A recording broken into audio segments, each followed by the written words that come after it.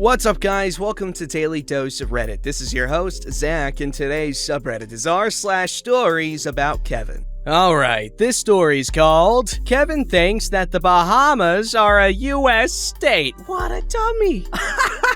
Silly head. Let me pretext this by saying that I always thought that nobody was dumb and everyone deserved a chance at a higher education. Aww. Kevin is the first and only guy I met that has made me think that, maybe college just isn't for everyone. I'm in my final year of my undergrad. Just going through the motions until I graduate. I'm in a purely online program at a major university, but I have classmates that also meet in person for school. At the start of a semester, it's pretty common in online classes to get emails from classmates asking to form a GroupMe. I usually don't join these because they quickly become a hub for cheating, and I just don't want to take a chance of expulsion, but I decided to give it another. I joined the GroupMe for my state and local government class. This is important for the story, and everything is fine. People are getting along. That is until the first quiz. Our quizzes are 50 questions long, a fact that some complain about, but they are overall not that hard. But then you have Kevin. The quizzes were multiple choice, so we got our grades immediately, and all of us are sharing our grades with each other. Then Kevin chimes in. I got a 10 out of 100. Wait, how? I couldn't find the answers. What do you mean? I couldn't find them online anywhere. The answers are in the text, so why would you go online? Usually when I do quizzes, I search for the question and Quizlet has the answers. Quizlet, for those that don't know, is an online study tool that is frequently abused and is an ever-growing problem.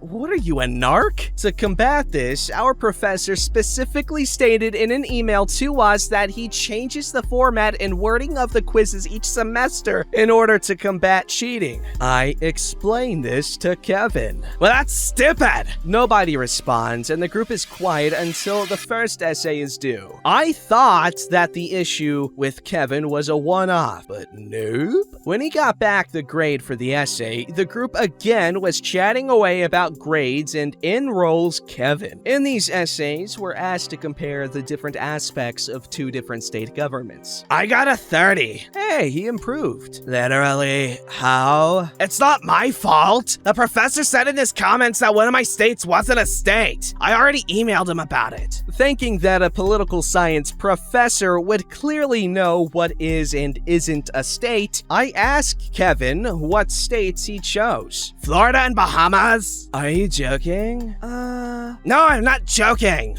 The Bahamas are a foreign country, not a U.S. state. Yes, it is. I go there for vacation with my family all the time. Apparently, the only qualification for statehood to Kevin is that he has visited it.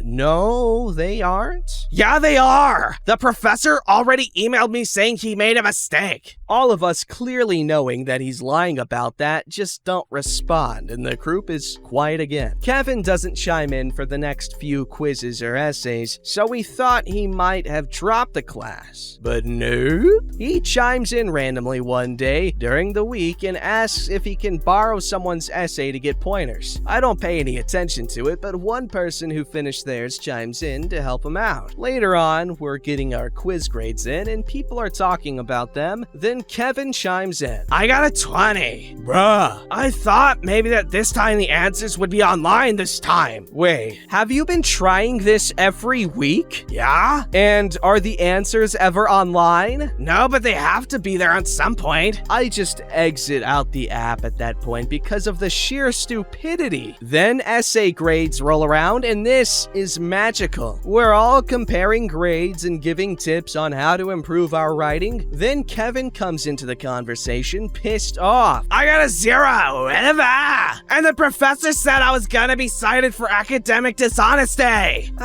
Don't don't tell me you tried turning in my paper. Yeah, I did. You wrote that for me, right? No, I didn't. That was my paper. You only said you wanted it for help. You told me I could have it. I never said that. This went on for a while and ended when Kevin asked if they knew anybody on campus that could write essays for him. The creator of the GroupMe promptly shut down the group out of fear of being accused of supporting cheating. We were all later invited back to a new group without Kevin. Wow, that guy. What a guy. Kevin. IQ of 27. Drives a stupid car that doesn't get him very far. Mine's slow like molasses. He'd probably try to eat a mattress. Okay, but what a jerk.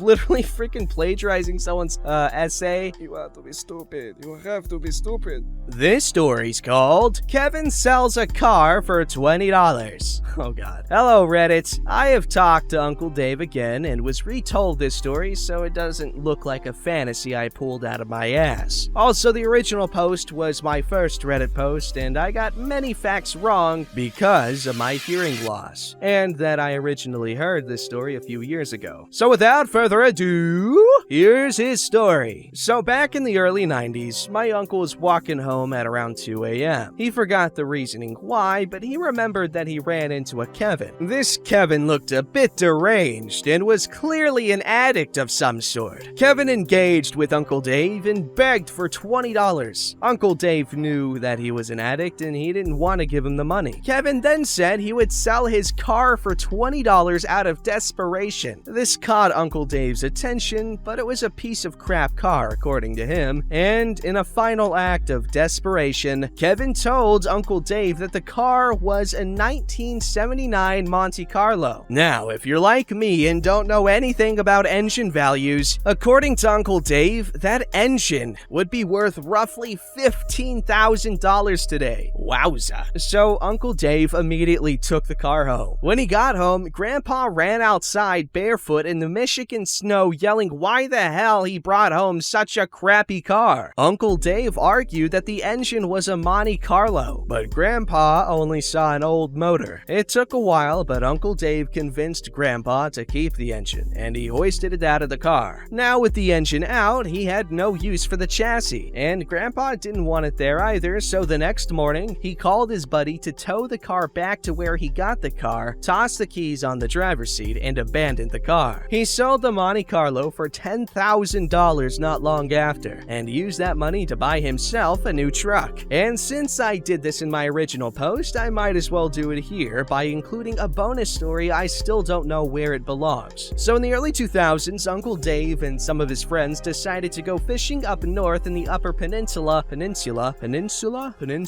I don't know, of Michigan. Now, if you don't live here in Michigan, the weather is messed up, meaning that we can have 70 degrees in February and have rain, snow, and hail on the same day in June. So they were idiots in that moment, and they went when it was nice out, didn't check the weather forecast, and assumed that it would be warm for the rest of the trip. Well, it was the blizzard the day after they set up camp, and huddled up into their sleeping bags to preserve heat. However, Uncle Dave is a stubborn man and refuses to admit defeat. So what he did was literally cut his sleeping bag into a makeshift coat. Now, this sleeping bag was an old one that was filled with feathers, so there were feathers everywhere. He managed to catch a lot of fish and earned the nickname of the Chicken Man. And before I finish this story, I want to address some concerns that were mentioned in my old posts, and some mean comments. So I didn't think this originally, but the car could be a stolen car. I do believe that it could have been stolen, but simply put, Uncle Dave was young and stupid and was blinded by money. I personally believe that it wasn't stolen. The mean comments is that my grandpa was an idiot for walking out in the cold, but he served in the US Army in the 1960s and is a genius at math, and that comment didn't sit right with me since I love my grandpa dearly and I don't want a repeat of this, I don't know. Anyway, I hope you enjoyed Uncle Dave's story, and thank you for reading. I did enjoy it, really cool.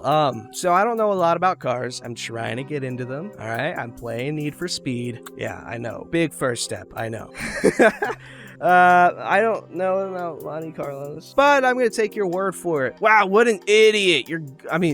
What a dummy, Kevin. Idiot's too mean. What a dummy, Kevin, selling a freaking 79 Monte Carlo for $20. Ha, freaking dummy. Yeah, I play Need for Speed, so again, I know what I'm talking about. This story's called Kevin Thinks It's a Good Idea to Do Bicycle Tricks in the Freeway. Here's the cast. There's me, Dad, friend 1, friend 2, Kevin. So one day, me, friend 1, friend 2, and Kevin are playing outside riding our bikes. While riding, we realize all of us need some air in our tires, so everyone goes home, asks their mom. I asked my dad, no way my mom would let me go, and we got all 4 yeses. My dad gives us some money for the air, and we're about to head off when... Guys, let's use my phone as a GPS. I know the way, but I'm the oldest. We do what I do, so we're using the GPS. Come on! Now, Kevin wasn't wrong. Kevin was 12, I was 11, and friends 1 and 2 were both 10, but I knew I should have stopped him. Kevin, you heard Dad, right? We're going to insert gas station here, so make sure you type that in on Google Maps instead of gas station, okay? Chill out, man. I got this. Kevin puts in gas station, unbeknownst to the rest of us, and plays eeny, meeny, miny, mo with the results, and hits start. The 4 of us get on our bikes and follow the GPS, thinking to myself, up the street, make a right, down the giant hill, past the playground, and across the biggest street in the neighborhood. Hold up! Guys, we're going the wrong way. No, we aren't, man. The gas station's this way. Are you sure? What did you type in? I typed in gas station. Duh! I told you not to type in gas station. But,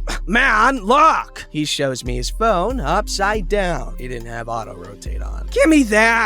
I start poking around in Google Maps to find out that Kevin was about to lead us to a gas station approximately 3 miles away. And by the point we were at, we weren't even in the same city anymore. Dude, stop! You're going the wrong way. You're leading us to insert another gas station here. It's not even in the same city, let alone in the same neighborhood. I'm going home. No, man, I'm the oldest. We do what I... Get over yourself, Kevin. Friend 1, friend 2, I'm out of here. Feel free to stick with the travel genius over here. I turn my bike around and start walking it home. After about 15 seconds, friend 1 and friend 2's turn around and start following me. That's when Kevin gets his bright idea. Hey everyone, watch me! While we stand in the bike lane, we watch Kevin get on his bike in the middle of the street and begins doing tricks in the middle of the road while car after car narrowly avoids him, as well as each other. Kevin, get out of there! You're gonna get yourself hurt! Yeah, and we ain't paying no medical bills, but it's awesome! Here, you guys want to see me do it? Get up! He falls off his bike, lands on his butt, and his bike skids off into the road. He doesn't get up. Kevin, come on! There's a car in the way! But I like it here! At this point, the rest of us are done with his stupidity and put our bikes on the sidewalk. Friend 1 and I grab Kevin by his arms and drag him out of the road. Friend 2 grabs his bike and apologizes to the person in the car. Good ending!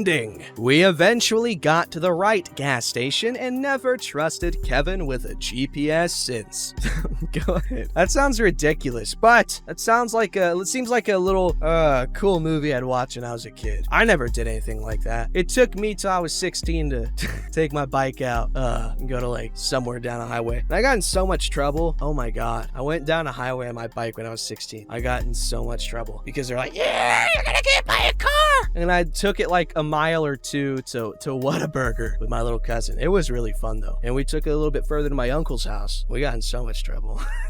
It was worth it though. Yeah, I was 16 and I got in trouble for that. Isn't that crazy, guys? That's growing up brown, man. Or half brown. Beige. This story's called The Kevin I Met While I Was in the Navy. As the title says, I am a U.S. Navy veteran. During my 4 years in the Navy, I met some pretty dumb people. Just to clarify, very few of them were actually dumb. Most of them were very well-read and book-smart people. The major setback is that for all that book intelligence, and I will swear up and down, it is exclusively a Navy thing. Though I can't speak for other branches, the majority of them them have very poor or no common sense whatsoever. Me, that's me. Half of the division meetings we had felt like our leadership was reminding us about things like hot, cold, left, right, up, down. You get the idea. They were that dumb. But this Kevin took the cake when it came to being a Kevin. I still to this day don't understand how in the all blue hell he managed to pass basic training. Anyway, on to the story. So I was already about 3.5 years into my 4 years. We were in the middle of our second deployment when a batch of new guys, fresh of sea school,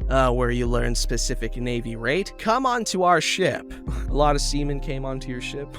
One of them, we will call Shay, was an absolute dunderhead. I like that. He apparently was attempting to gain U.S. citizenship by serving in the military and chose the Navy. For context, he's Irish. At first, he didn't give off any signs of being a Kevin. He would make small mistakes like overcooking pasta, not making enough pans of prepped vegetables, etc. You know, the kinds of mistakes new guys tend to make. Then came the 40-ouncers. He chipped off part of his finger in the veg slicer because an onion was jammed in it, while the machine was still on. Okay, I'm getting a little bit of oof. Another time, he wanted to test the doneness of some pasta, so he put his hand in the boiling water. Our leadership finally pulled him out of the kitchen after he put steaks on the grill and pretty much walked away from it to go eat. This wasn't the end of Shay's shenanigans, though. He really thought it was a good idea to express his Irish pride every time we went into a foreign port and get absolutely hammered. His Liberty buddy struggled to keep him under control. Poopy finally hit the fan for him when we went into Singapore, and he got so wasted he decided to go on a groping spree, oh boy, not one of these guys, of every woman within his belligerent sight, and then fight the police when they tried to make an arrest. Needless to say, we left Singapore without him, and he ended up having to get bailed out by the US Embassy. The crazy thing was, when he was finally brought before our CO, he showed absolutely zero remorse or regret. Sometimes I wonder whatever happened to Shay. He's probably been deported back to Ireland by now.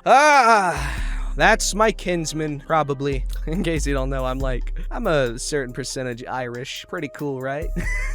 I'm joking. I'm not gonna be one of those people, but I am. I'm owning it. I'm like freaking 13% Irish. Yeah, but don't grope people. Yes, get hammered, have fun, go to ports and freaking drink alcohol like it's the last thing you'll ever do. But don't grope people. If you're gonna grope people, make sure it's someone that's okay with you groping them. Preferably those who would enjoy it after you establish some familiarity with them, because like in my experience, once you I don't know if that's appropriate. This story's called, there, I'm gonna leave some voice cracks in there after I came off too Chad-like in the previous story. A short but sweet Kevin story. My friend came up visiting us and we were out. I noticed he was unlocking his phone using his finger rather than his thumb, so it looked really awkward. I asked why he'd put his finger on and not his thumb. He looked at me dead in the eye and said, "It asked for a fingerprint, not a thumbprint." Wow. You know what I do when you use your, if there's a fingerprint scanner on a phone? I like to scan like one finger multiple times. Like I'll do multiple different profiles for one, I can't stop voice cracking. For one finger, and it works every single time. But like I'll do two fingers. I'll choose two fingers, one on each hand. I guess both my thumbs, and yeah. Don't forget to like, subscribe, and hit that bell to never miss an episode.